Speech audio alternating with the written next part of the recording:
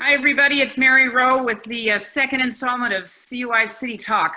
Very pleased to have another gathering today, and we're learning as we go with these sessions, and we have another group today that are willing to step in with us and experiment on how we can create different kinds of ways of communicating with one another.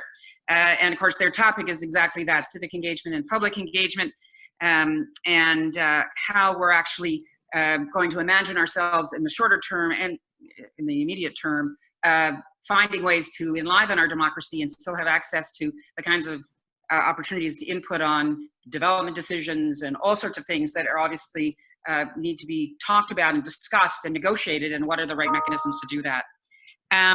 I just want to acknowledge that we participate on these across the country, and so I'm going to offer a land acknowledgement here for Toronto, but everyone is participating with their own context. But here we're speaking to Toronto, which is, people know, is the traditional territory of the Mississaugas of the Credit, the Anishinaabe, the Chippewa, the Haudenosaunee, and the Wendat peoples, and is now home to many diverse First Nations. We acknowledge that we are also subject to people of covered by the Treaty 13, signed with the Mississaugas of the Credit, and the Williams Treaty signed with multiple Anishinaabe nations. We are anticipating to have more participation from Indigenous communities who are extraordinarily challenged by this, and we're in the works trying to plan those sessions and make sure that we have as many topics that are relevant to First Nations communities covered in these sessions, and then focus on that. These forums, just a caveat that I offered at the last one, you know, at CUI, we've been really careful to make sure that we are not supplanting emergency services. And we recognize that there are many, many, many thousands and thousands of Canadians across the country who are dealing with emergency situations. They are facing life and death decisions and all sorts of challenge, and that these conversations are happening in parallel, but we want to be cognizant of that there's much suffering and challenge that people are facing. We are trying to make sure these discussions are practical, that they're focusing on specifics, that they're dealing with these three timeframes: immediate, medium term, and then longer term. And we're focusing on what's working, what's not, and what's next. We're trying to steel ourselves to not engage in sort of superfluous prognosticating or big generalizations. We're really trying to ground ourselves in what people are actually seeing and observing is happening in the fields. Everyone here on this session and on every session we have is participating as an individual. They may work for a public sector agency, they may have clients in the public sector or in the private sector, but everybody here is participating as an individual. And we also acknowledge that we are not fully representative. We've got 4 slots. We're never going to get everybody represented, and we've had some major calling out about us not being as diverse as we need to be, and we're taking that very seriously and trying to find a way to make sure that we cover the whole country as best we can, and that we make sure that we're representing a diversity of communities. If you have input to us about how you'd like us to be putting these sessions together, and if you've got suggestions about ones that you'd like to see happen, you can email us at covidresponse@CUI, covidresponse@kenurb.org, thanks. And you can also, tweet at us and do various things to just express to us suggestions on how we can make these sessions better. We also continue to need volunteers to help populate citywatchcanada.ca and citysharecanada.ca. It's extraordinary, all the partners that we have across the country, organizational partners, and then many, many, many individuals who take an hour a day and watch or track for us and then input onto those platforms. So we're keen to have as many volunteers that want to step in. We'd love to have you. We're using a Twitter hashtag, as I suggested, which is #CityTalk. You can carry on and communicate that way. As I said, we're learning on these things. And last time we realized the chat function is extraordinarily important. And so not all the panelists are looking at the chat. Sometimes it's more difficult to do that, but we have staff and colleagues who are tracking the chat, and you can by all means send a comment or a question to us and we will feed it in. You also, last time what we found is people were having their own conversations on chat, which were really rich, kind of a parallel channel, which was great. And one of the participants who was watching keenly said to me, "Why don't you keep that chat open for 30 minutes afterwards?" So we took her up on that, and we're doing that. So this chat will stay live for half an hour after the formal session stops. You can feel free to use that. And as I said, you can also use Twitter and other social media, but stay on that chat And I don't know whether any of the panelists can join you, but you will all have a chance to chat with each other on that. We're recording this session, as you can see. Someone said this morning that to remember both in the chat and in terms of the conversation we're going to have, that something that goes, it's not like Las Vegas, folks. If you put something up on that chat, it stays in that chat. So think carefully before you post something, because it's up there for posterity. We are taking the content here, and we are going to continue to harvest the best ideas, repurpose them, put them into some blogs, see if we can get some good audio files coming out of it. So the idea is that not just the groups that are on the call now, but all others will continue to look at this as a resource. And we all know that we are learning on the fly, and it's important for us to document what we're seeing now, what we're learning now, and that may change in 2-3 weeks, or in COVID time, 2 or 3 days. So joining us today, as you can see, are 4 lovely folks engaged in public participation, civic engagement. There are many, many, many terms for this practice. And these 4 have been at it for a while, not that they're old, but they've been at it for a while. And we're very, very happy to have them. So in Vancouver, a Vancouver-based public participation civic engagement practitioner, Amanda Gibbs, and then 3 in Toronto. We broke our rule here by having 3 folks from the GTA, but they have worked in a variety of circumstances across the country. Nicole Swerhun, Jane Farrow, and Zahra Ebrahim. And bios or links to these folks has been put into the chat function. So let's have a chat, ladies, candid conversation on what you see happening. What do you think is working right now? What do you anticipate is going to be changing in the next several months and then longer term? But let's start just with the right now. If we could, tell us what you're seeing and observing in terms of the practice that you may have engaged in directly or that you're observing with groups that you work with. I'm going to start with you, Amanda. Good morning to you. Good morning, Mary. Vancouver, and tell us how it's looking out there and what your perspective is. Thanks, Mary. And I will just say, as your Vancouver participant, I'll just do a quick land acknowledgement that I'm really privileged to work, live, and play on the traditional unceded territories of the Musqueam, Squamish, and Tsleil-Waututh, and very happy to be able to do that. I currently work as a public engagement professional with the City of Vancouver. I've been seconded to the city's citywide planning effort. We're actually in the midst of trying to plan for the future of Vancouver. So in many ways, we're trying to plan for this precise complexity that has emerged. Couple of the things that I just like to highlight, I have incredible colleagues across the country. The municipal P2 practitioners share ideas and resources all the time. We have a P2 listserv. But one of the things that's really emerging is that what we're seeing is that the divides already within the engagement frame are just deepening. So when we see access, as a result of lack of access, as a result of resources, language, cultural currency, that is simply just deepening right now. And so what we're seeing is now where residents of Vancouver may have had access to the internet through their libraries and community centers, that has completely ended. So we have a lot of people who have been cut off where we might have gone out to those folks with in-person engagement. The other thing I'd like to mention is that further to that, I see a lot of folks looking at the digital silver bullet. What is the digital engagement tool that is going to end all tools? And I think we need to be much more creative about that. And in fact, a lot of my colleagues are looking at analog. To the previous point, how do we look at bulletin boards? How do we look at providing maybe digital capacity to our networks that don't have it? How do we look at, maybe going back to mail outs? We have to start thinking about how we are not just, deepening again, doubling down on those digital divides. And then finally, I think the muscles that we're going to need as engagement practitioners are not more technical skills, they're community development skills. In the recovery effort, we need to figure out how we support community. We don't need to take from community, we need to figure out how to be capacity builders and a thoughtful platform and support for the communities that are struggling. Thanks, Amanda. You said this isn't about a city plan. I think you told me that you're working on a 50-year plan for Vancouver, right? It's a long-range plan, and I think, wow. Yeah, and it's the city has put a stop on all engagement, as many municipalities across Canada have. And our focus right now is supporting our emergency services.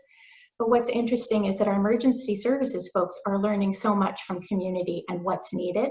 So we may end up being a recovery plan versus a you know, and in fact, be able to talk about what a post-pandemic future might look like in Vancouver. Yeah, So, there's this whole thing about people's existing work being repurposed. You know, you thought you were doing this, but actually now you're doing that. Yeah, in the yes. context of COVID. Okay, Jane Farrow, let's go to you next. Okay, so I'm thinking it just, one can't help but go in the direction of, well, something is breaking, some doors are closing, there's always going to be some doors that are opening. So absolutely hear you, Amanda, that we have, you know, we can't double down on the digital divide. At the same time, I think we're seeing an opportunity to create venues and avenues for people to come together, to engage, to co-learn, to share their expertise that did not exist before. The first group that comes to mind is youth. These are people that are very comfortable in a digital platform. They're the hardest to get to any kind of public meeting. We know this. We can be inventive and there's ways to reach out and engage, but the more that we can up the numbers of younger people, which I would consider really anyone under 40 practically, to engage is a positive, is a net gain for us. So, you know, it's a case of disaster hitting, you know, with this forces an opportunity. It's not of our choosing, but I'm using the opportunity to think through what is the meeting we want, as opposed to what is the meeting that is, or engagement formats that have been forced upon us. And there really is this moment where we should be listening really closely, being creative, but also not falling into this, as you say, the silver bullet. It's not just a matter of getting more jiggy with the technology. It's there's no substitute for the fundamentals of transparency, inclusion, face-to-face. This will never replace face-to-face. We're in a time where we have to be inventive and create opportunities and platforms, but there will, you know, never be a replacement for a small discussion group, a workshop. So I'm really hoping, of course, this is temporary. We can use the opportunity and leverage. And I could say that if this is a book that people are familiar with, Rebecca Solnit, she really blazed the trail of talking about what happens in disasters. Mary Rowe, I know you're all about this kind of thinking, given your background in New Orleans and stuff. So that's all I'll say for now. An opportunity's here, but we never want to forget the fundamentals of transparency, inclusion, and co-learning. And what that's going to look like going forward. Okay, Zahra. Thanks for having me, Mary, and it's so nice to see everyone's faces today. You know, I want to pick up on a few points, starting with Amanda, what you were talking about going analog. I think what's really interesting, and in my experience doing sort of service redesign with vulnerable populations or typically underrepresented populations, specifically within the federal government, one of the things I continually notice is that we just take the sort of crappy offline processes and put them online, one-to-one.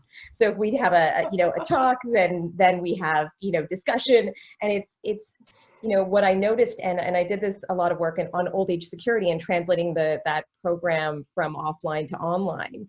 And the challenge was the fundamental rethink, the moment to rethink. And I think we're in that moment right now. And the big part of the offline process that I don't want to take online is the numbers game, right? I think this is the opportunity to get out of the numbers game when it comes to consultation and to think about deep qualitative work with folks who are underrepresented and building more intimate spaces. So to get back to the analog point, I think phone calls. I think, I've done tons of research using text messages with folks who live in remote communities and don't have access to data continually. And so, Jane and Nicole and I have been working on a project together where we've been experimenting and proposing and thinking about these kinds of things.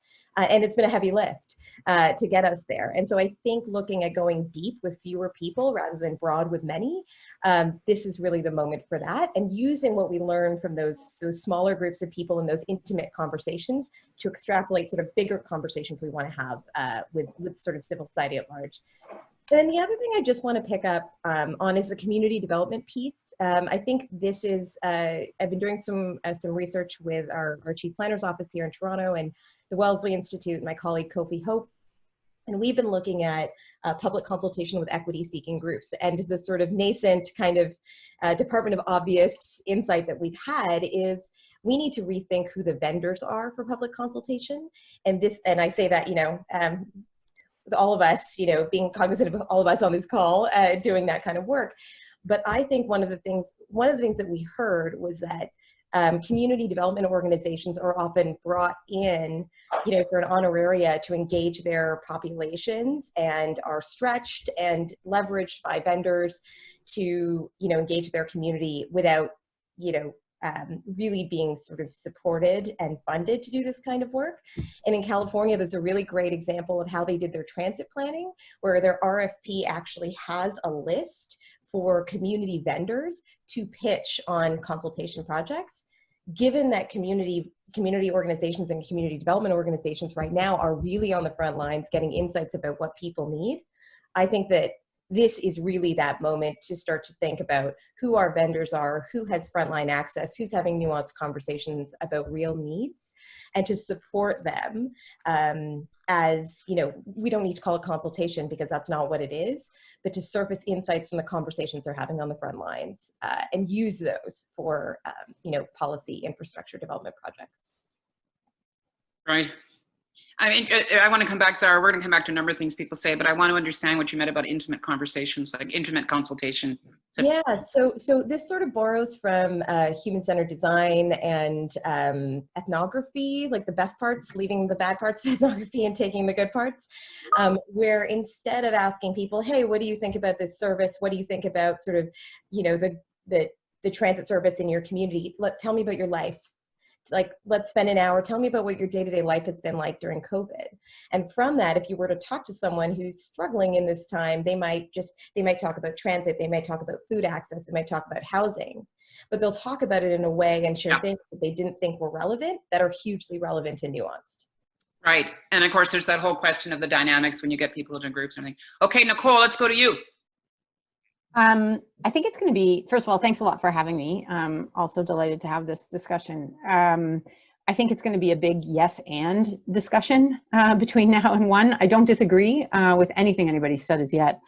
And at the same time, I'd also like to flag that there are some things that we can do using some of the technology options we have to reach broader numbers of people. So I absolutely and would find myself repeatedly saying, sort of your intention has to come first and the mechanism needs to come second. And the intention is what the most important thing is. Things like revealing good information, things like demonstrating the connection between the decisions that are going to be made and the feedback that's received. Those are fundamentals that are even more important now than ever. And then there are various tactics and tools that we can use to make that happen. But I never want to get away from those as fundamentals. And I do think there are some engaging technologies that can take 5,000 people on a site walk, whereas before we might have taken 20 people on a site walk. And having run projects that are province-wide on province-wide assets, or like you're doing now, Canada-wide, there are certainly people joining us now that otherwise, you know, in person wouldn't have had the opportunity. So I just wanted to flag that. But I wanted to back up a little bit, and because I know when we were preparing for today, you said, you know, what are you seeing? And I just want to come to actually the COVID-19 situation like head on and say, what I see is a lot of communities trusting in what governments are saying. I see them listening. They are, or they are not? They are. I see them listening to what the public health officials that are saying at whatever level of government, and are relying on government for good information. So I see a lot of trust from communities. There's always exceptions, but in the broadest of strokes, we see a ton of trust in communities have in governments. What I think is very important for us to think about right now is how to make that a reciprocal relationship. Right now, it's a one-way. Governments are telling people information. It's very, very important and helpful. And communities are responding in large part. But how do we think about this in an ongoing way so that, because I just want to throw in the 2 basic assumptions here, right? Of course, we know that all public engagement is based on 1, the assumption people have the capacity to understand the condition of their own lives, and 2, that they can work together to improve those conditions.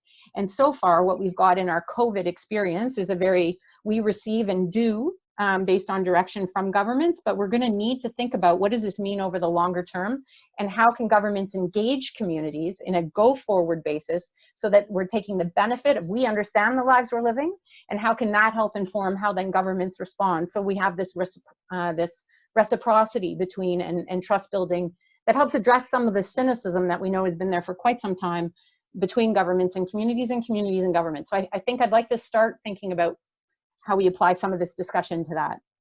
And it's not just governments, right? I mean, consultation is happening with private sector proponents and people in power, right? So, thanks, gang. I wrote about this a little bit last week with spacing, where I said that I used a term that Eric Kleinenberg had coined when he was talking about the heat wave in Chicago, and he said in the 90s, and he said that the heat wave had been a particle accelerator. Everything that was broken in Chicago got completely exposed in 3 days when a whole bunch of people died, and because of heat. And I feel like there were all sorts of challenges that we were having already in terms of how the public is engaged or not, or how participation is worked or not, and who's excluded or not. And now we have this extraordinary ambush of stuff, and is this our chance, you know?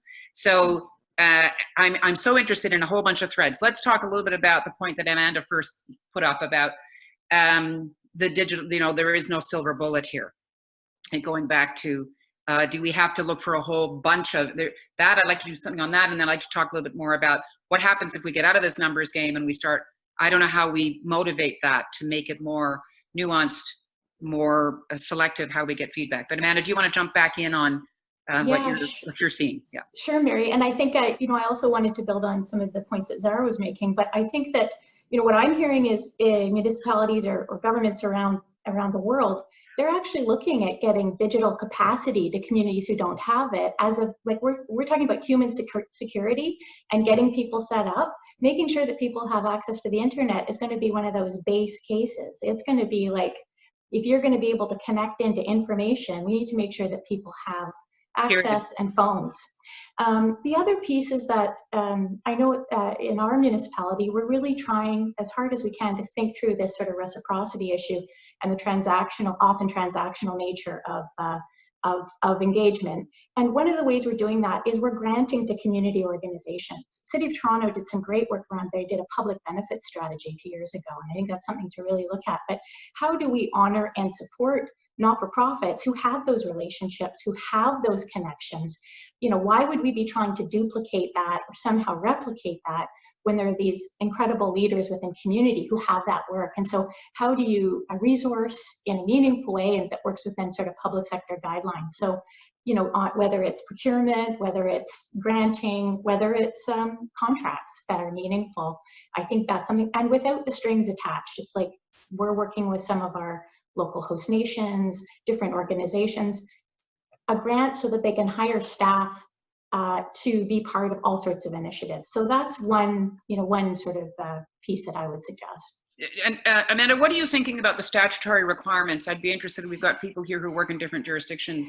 What's going to happen to the statutory requirements for consultation? Do you know what? Everybody is working really hard on that right now. I think there's no answers, but I think those are the kind of pieces, like our city's working on a regulation redesign, trying to make our own quite challenging requirements visible to the public and to applicants. But I think we're working on that, and that's something that we can report back on to you and say, here's what we're hearing from the field. I'd be curious to hear what other municipalities are doing around just that.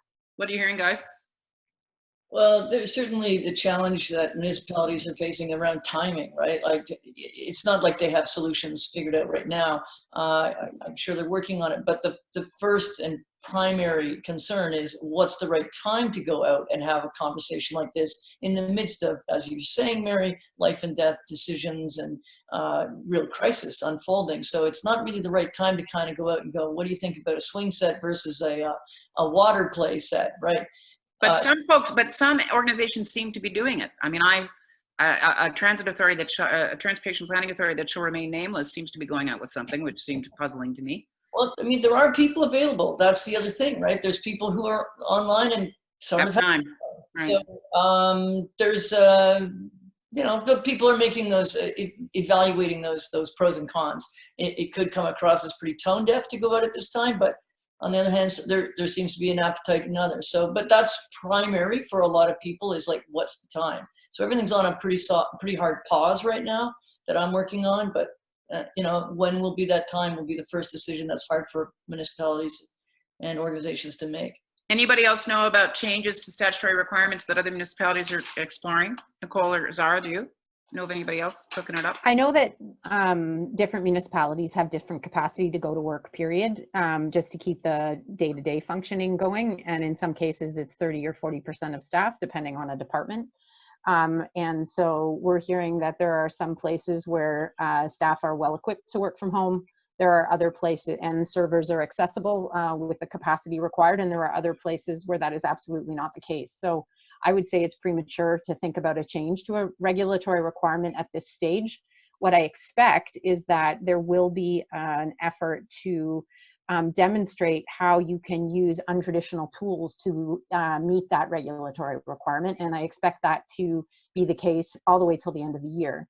And that some of the ways that we'll respond will become permanent as opposed to a supplement. So we will always have a much stronger combination of online and face-to-face engagement, I think, from here on in, but we will be better at it, is my expectation. Mm-hmm. We cannot get away from all the people that we miss and regularly miss, as Amanda and Zahra have flagged very appropriately. Like, the level of effort there just needs to go even further up.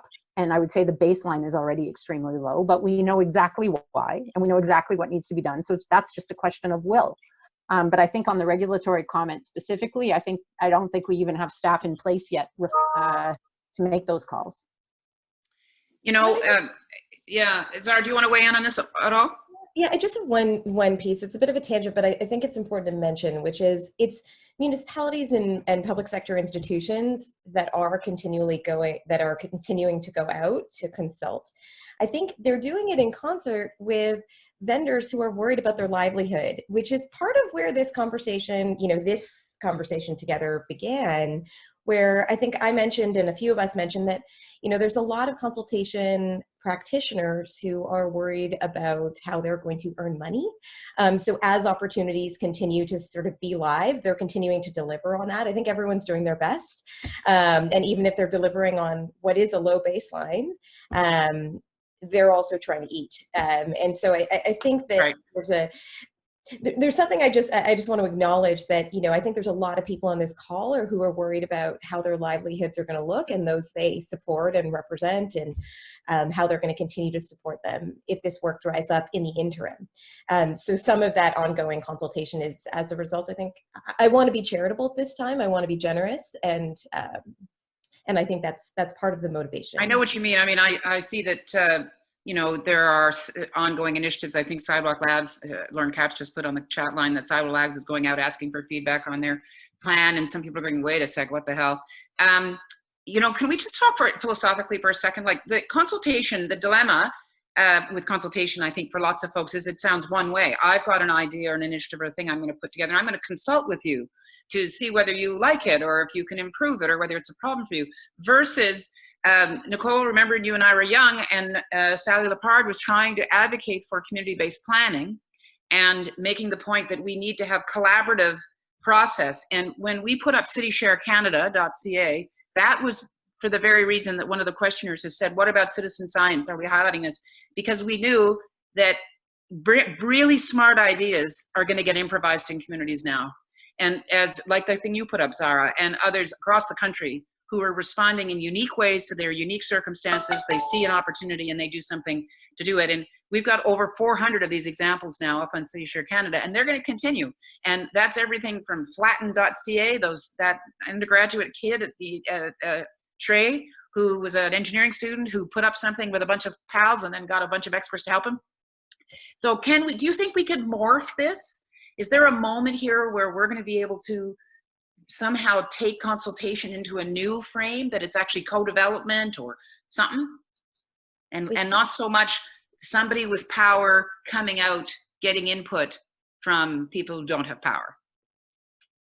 I was just going to say, there's a lot of deep ruts that are well run around just those things, Mary. But what I'm seeing is that there's a little bit of elasticity right now, and that my colleagues are all looking at how to collaborate to in first order support the recovery effort and figure out how we're going to be in service in the near term. And I think a lot of folks are looking to community for leadership, maybe in ways that might not have been obvious to them in the past. So I think we do have a moment, and I think it's one to certainly pay attention to. I just want to jump in and say that there's a piece around, I mean, Jane and I were talking about this last night. Like, if this is not the moment for reckoning, what is? And we're seeing this across all. This is not just consultation. This is the moment where we have the opportunity to rethink everything we do, and specifically look at what's happening to equity-seeking groups at this moment, and be listening in a different way. The thing I just want to throw into the conversation is, and in the context of the conversation on digital tools, there's a health equity practitioner out of McMaster, Julia Abelson, who has this framework for health equity consultations, and it's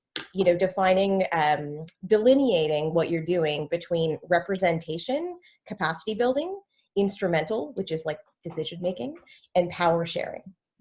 And if we can distinguish what we're going out to do, are we going out to build capacity and literacy together collectively, or unearth capacity? Are we going out to figure out how to share power on decisions? Are we going out to collectively make a decision? I think that will then help us retailor some of these processes. Right now, where it's just consultation.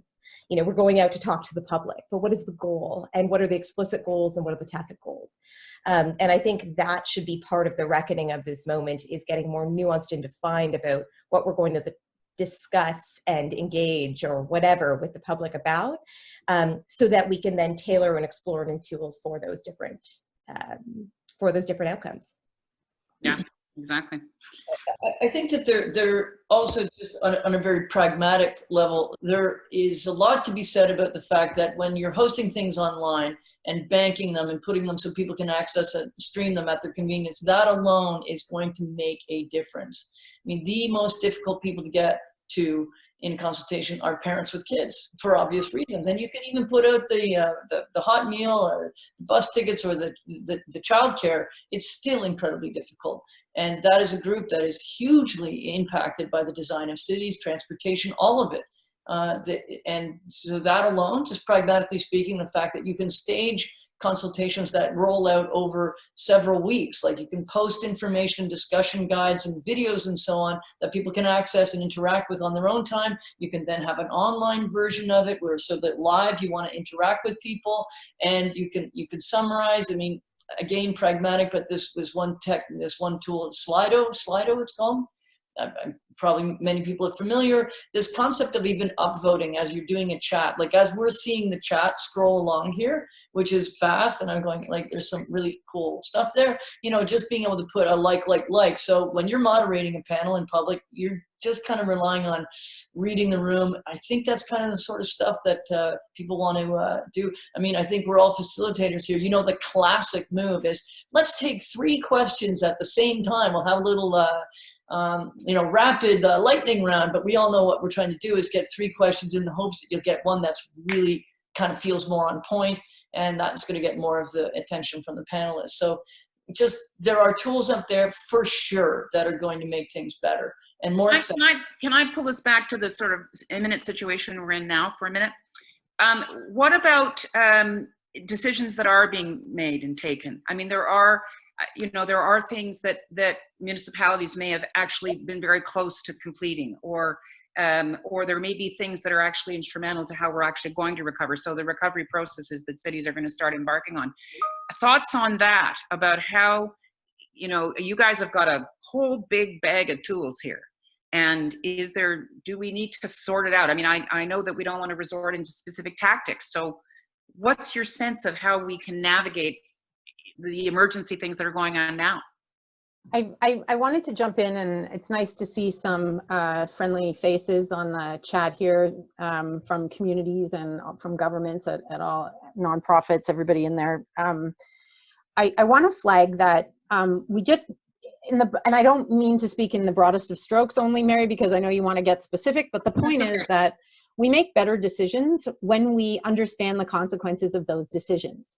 Yeah. So we go to make a move and we learn, and then people say, wow, this did this, this, and this that was good for me, and this, and this that was terrible. Or maybe actually there was nothing really very good about that and it was really tough. Why don't we try thinking about this or that? And I guess what I would come back to is if I'm in government these days, what I'm thinking about is trying to reestablish connections, not on a project by project basis, but on a how do we serve generally, and figuring out how to tweak the imagination of those who have the time and luxury to pay attention, to say, help me understand how the actions that we're taking as public actors are impacting you. What's going well and what's not going as well, and what and it's super basic. What are some of the ideas that you have on how we could think about doing it better? And so you just have to make the thing that we are very good at is siloing some of these important conversations. And even when it comes to annual budgeting in this municipality, you know, we have a budget conversation writ large that's quite separate from all of the other budget conversations we have all year long. And so when I see Andre Cote up there and Mary Pickering kind of chatting on how this works, this has to be rooted in an effort for, and I think municipally is the most relevant level, but we can also think about it at other levels of what are the moves I'm making, what are the consequences on you, and what are some of the opportunities that we could explore together to try and make life collectively better. Because I mean, this set of skills, just very quickly, the CUI 20 years ago goes to Bosnia. That was part of our work to do a peace building project that was based in community engagement. Like what we're ultimately doing here is trying to find a way that we can all peacefully live together. So we need the ongoing mechanisms that can do that. Sorry to jump over. No, that's good. I mean, I think, I mean, you guys are kind of you're part of the system that delivers on the social contract, right? And exactly. And if consultation is shitty, people don't, then it ripples into all sorts of effects. And so this is the moment, I guess, to see how this is going to get transformed, right? Go ahead. Sorry, no, go ahead. Go ahead, Zahra. Go ahead. Mine's just a really quick point. I love that point, Nicole, around sort of how are we talking to neighborhoods and communities consistently about everything versus just a project-to-project basis. And I want to do a shout out. I'm sorry for those of you not in the GTHA, but this is a GTHA shout out to the St. Jamestown Community Corner, which is a great example of an organization that is hugely taxed because they do an annual spring gathering where they surface insights from the communities through one-to-one conversations and very intimate like gatherings and conversations with community members to surface themes, to dialogue once or twice a year with their entire community and neighborhood. And they make sure to find those hard to reach folks. And they need more support to do that from municipalities. And they're getting it to a certain degree. I don't mean to imply that they're not, but there's tons of community organizations that are doing exactly what you're talking about. So is this like a model? Is this the model? You know, I know we saw early on these neighborhood pods starting to surface, Facebook, caremongering. They're basically very small units that engage. Nicole, I think it's what you're talking about, is that people have a chance to talk more broadly about what are the various components of their lives and how do we harvest that? How do we enable that input? And then how do we harvest it to have that inform broader decision making? Do we have a good process like this in any municipal jurisdiction anywhere? I've got one. Go. Sorry. I mean, we've got a democratic process through jury duty. We can easily implement on a neighborhood level. Every 10 years, you're required to sit on a community association. You don't have to be a landowner or property owner to do it. It's everybody that lives there. And you take a role and you rotate, and those bodies feed into our elected officials. Something that's institutionalized, that's grounded in smaller geographies, which is very similar in some ways to the planning office ideas that I know Cindy and Paul Bedford for sure and others have raised over the years, and that you're saying now. I mean, there's infrastructure at the local level where we've institutionalized its connection to our elected officials. I'm going to just flag something, and I don't want to be the wet blanket, but I think the design of, I absolutely agree, like the sortition model, it has so much value, and we've used it in different contexts. One of the things that folks like Jim Deere in the US, he's worked in Seattle and Portland and helped to create these neighborhood councils and what they found is that In fact, the folks with the most access and the most resources have found those places to then have their access to power. And I think we have to get really good at this. I think those models are beautiful, but the design of them has to be incredible. I would look at the Empowerment Congress in LA. One of the largest districts in the LA used something called Empowerment Congress. And what they did differently was they did huge call to young people, to community folks. They gave them a direct channel and a decision-making access to decision makers, and the decision makers had to listen to them. I think when we sort of supercharge community groups without getting clear about governance and who's there, I think we risk, again, deepening that. And I'm going to make one more micro point, and that is, this is also a moment where government can either veer towards radical transparency and open government or closing the door. And I think we may not be able to include everyone in the decisions we're making right now. It just may not work in this current context.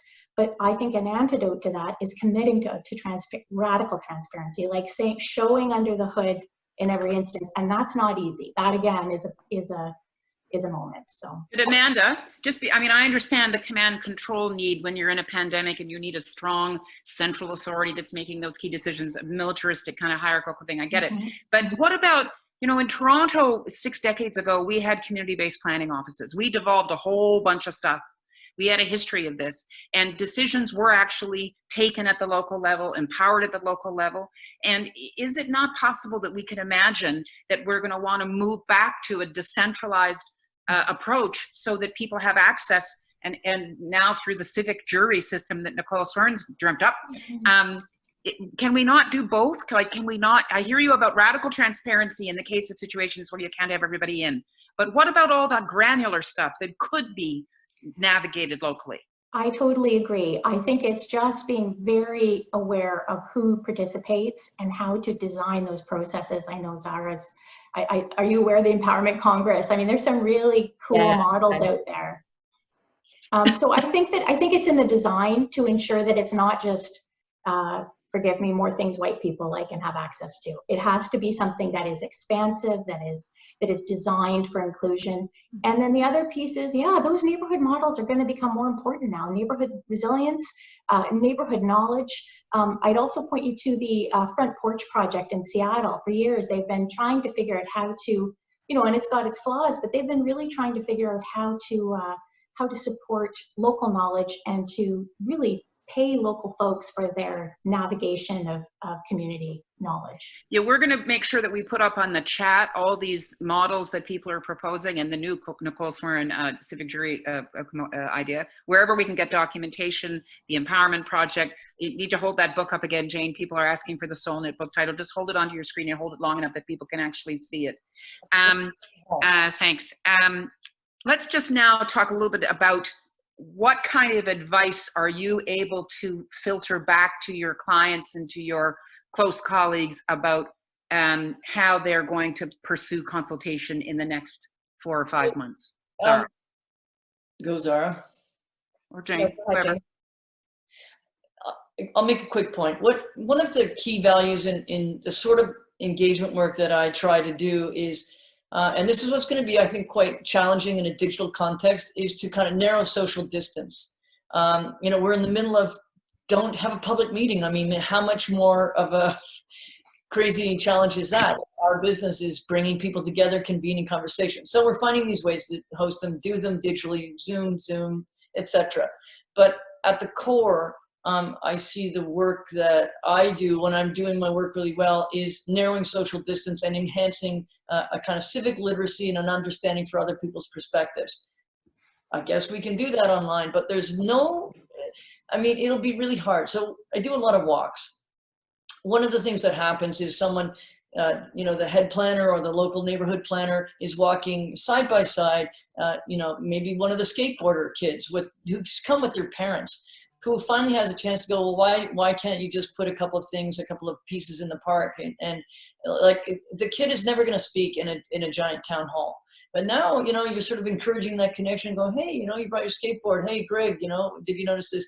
Or the person who's been really oppositional to things going on and they're actually seeking information and just purely like, I need more data. Why would you cut down that tree? The city official feels kind of under attack when they're up on in a podium. It's a terrible context. The division only is exacerbated. So in these other kind of configurations that are more face-to-face, the opportunity for people to understand, oh, I see, or get their question answered and asked and interact and grant each other the humanity that we need and that is critical for our cities. Like I think that's where I really think of it big picture, is the opportunity that engagement presents to bring each other together, to appreciate from various sides of the table the challenges and the opportunities, to co-learn. That's what I refer to when I'm saying co-learn and civic literacy. And that's what I really have the eye on trying to keep building in. So maybe this is going to be about community mapping and storytelling. Maybe it's really focused on, you know, creating community events that bring people together that, you know, have a learning component of, you know, how does infrastructure work? How do we get water up and down? You know, that people can understand the complexity of cities more. I mean, the risk, I mean, that you hear everyone talking about now is that NIMBYism is going to be on the rise, especially as it relates to density, because, oh, apparently these are the Petri dishes for vermin and disease. So we're got to bring people together even more potentially. And I feel that that's the great challenge. Jane, are you thinking about how you're going to straddle the hyper-local? Because there are risks where the stakeholder groups that traditionally show up are the ratepayers and the well-resourced folks, and the NIMBY thing takes hold. But if you bring it out a bit to more neighborhoods to appreciate that it's not just what you in your hyper-local have, but what about across this district? Is there a mechanism to get more collective empathy, I guess? Perhaps, but I mean, you're always going to have to privilege, if not prioritize local, because it's local impact and so on. But yes, the broadening it out to the bigger city interests, making places at the table for people to listen and learn from each other. But again, I keep going back to, I think there are people who will engage in these processes now that didn't before. What about the millennials that might actually stand the chance of getting a house now? You know, we would like that. We see that renters, like people who don't usually come to meetings, I bet you they're better able to kind of come to the table, given the flexibility that we can build into these processes. But I think other people have thoughts on this too, like Nicole. And flexible is interesting. So flexible, diversity, adaptive, all of these concepts that we know are important to urbanism, we have to really hunker it right down to this discussion of engagement. Okay, other big people that want to weigh in on this one. I'm really worried. I'm really worried about losing that, Jane, that moment of where you bring people across difference and you build that empathy. We were actually designing a process that we've had to postpone, potentially cancel, where we're kind of creating a big tent opportunity to have people who have different types of housing tenure or different experiences in the city speaking across difference. And I don't know how you duplicate that. I don't know how you get there. I know that Public Agenda in the States, if anyone knows, publicagenda.org is their URL. They've actually piloted some small scale, I think to Zahra's point too, some SMS and text dialogues. It might be good to look at that. The National Issues Forum in the States, but it never gets at that moment of bringing people together. And I'm really worried about that. Can we go back to your analog hint that you offered earlier? What about bulletin boards? You know, I was in New Orleans for the 5 years after Katrina, and I was thinking about this morning that webinars are the new public meeting. In New Orleans, you went to, well, Nicole, you were there too. There were 5, 6 public meetings a night, and we were completely dependent on coffee shop bulletin boards. That's how we learned. And people handmade signs and put them on the roadways. So what other analog techniques can we, you know, the old story, let's go back to doing it the old way. Other thoughts about I mean, Zahra, you mentioned telephone calls. Canada Post. Say it again, Canada Post. Canada Post. I mean, there's you can easily, and what we're working on at the moment is a tear off. So, you know, notify 65,000, 75,000 people about a project. Everybody has an option for a tear off. And that in returning that tear off, we have thought it does force somebody to walk to a mailbox. We got that. But as long as we have Canada Post, we're still thinking, okay, well, we can at least ask and expect somebody to walk to a mailbox. And then you can also get your materials in a hard copy mailed back to you. So this is really going to be critical on a bunch of projects where people can't get to the library, as Amanda said, and people have one computer at home, not 5, or 1 per person or whatever. And so we think that that's going to be that should be a pretty straight up process, and should help us stay connected to many more people. And the incentive to do that mail out now with that tear off is that much higher because you don't have the face-to-face offer. So I think we're going to see more of that. Mm.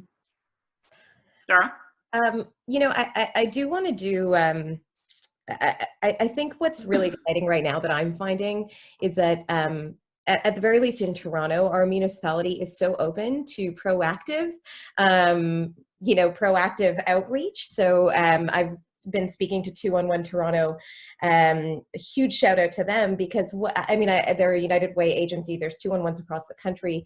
The thing I've been so inspired by is with proactive outreach to say, like, what do you need help with? They're just saying, yes, please. Yeah. And so if you're interested, for all those people out there who are interested in evolving municipal practices, this is the moment where you don't have to wait for your RFP to drop. Go and ask, and don't get in the way, but ask and be the hand on the back. I just have a couple points just in terms of tips and tactics. One of my favorite quotes, I won't say the person because he's not totally lucid, but he says he's a designer who sort of rants about fascism all the time. But the thing he does say to all designers is that labor without counsel is not design. And I think it's a really interesting analog for what we're talking about here, where this is our opportunity as practitioners to say no, or to give good counsel when we're being asked to do things that are irresponsible and reckless, and maybe even tone deaf. So I just think that this is the moment, if we're going to have a reckoning, it's going to have to be practitioners who have that sort of frontline access to municipalities and public institutions to say, ask why, say no. Is a huge part of this. And then the last thing I'll just say is that I think one of the things that's come up in this research that I'm doing with the City and the Wellesley Institute has been, again, unsurprisingly, that the quality of the facilitator really matters. And so I think there's this huge threat to public consultation. Right now, everyone's worried about their livelihood. Everyone's worried about what it's going to look like. But the thing that I don't think will change, whether it's me picking up the phone and calling someone, you know, in my neighborhood, or hosting a meeting of 100 people, that compassionate, lateral thinking kind of capacity is never going to be useless in this space.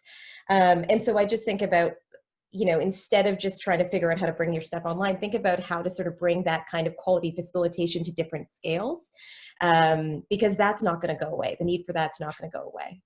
Mm-hmm. I'm wondering if I want us to go around once with just a quick 30 seconds from each of you, but I guess one of the fundamental questions that I see Susan Shin from New York has raised is, how do we make sure that actually top officials at the top are actually listening to what it is that we're generating here from the bottom? So as I go around, just 30 seconds from each of you about how do you think we can ensure that the decision makers are listening to us? Amanda first. I think this again is that moment. I think that the decision makers are worried about their communities. They are worried about their staff. They are on the fly. They're looking for support, good ideas. And I think, to Zahra's point, I think those helping hands are welcome right now. I know that in our city, there's a real interest in, we've put everything on hold, but we're really looking towards listening to innovation that's out there. So I think there's a listening ear right now that maybe isn't always there, and not just speaking about Vancouver, but, you know, in cities across Canada. I mean, it is kind of a moment where all hands have to be on. Zahra, 30 seconds. You know, I want to do a shout out to all the practitioners that have reached out to me this week, people who would typically be competitive, maybe not with me, but with some of my peers and community, and who said, like, this is the time for solidarity, and people who would conventionally or typically be in competition for some of these opportunities need to come together and shape together and make asks together.